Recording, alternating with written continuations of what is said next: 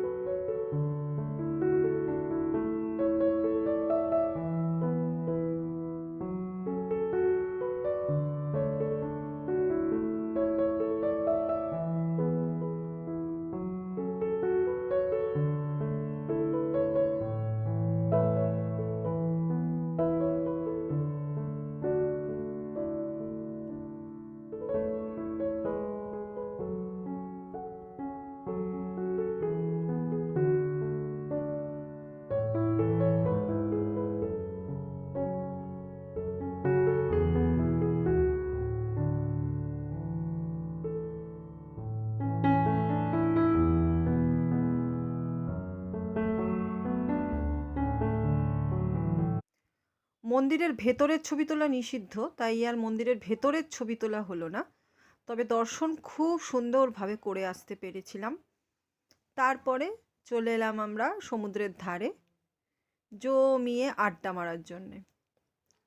আমার ছেলেটি জলে পা ডোবানোর জন্যে ভীষণ উৎসুক ছিল, তাই ও ওর কাজ করতে ব্যস্ত আর আমরা আড্ডা মারতে ব্যস্ত হয়ে পড়লাম।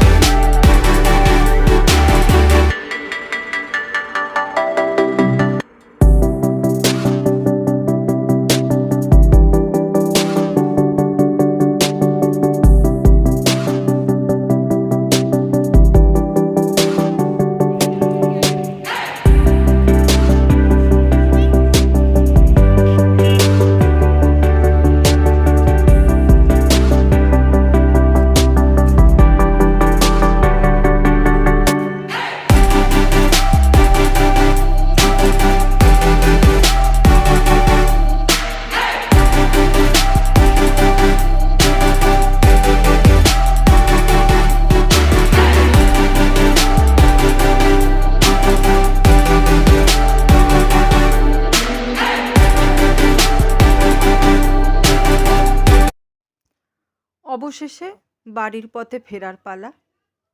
আনন্দের দিনগুলো হুট করেই আসে, আবার হুট করেই চলে যায়, কিন্তু অজস্র স্মৃতি আমাদের মনে বহন করে রাখে।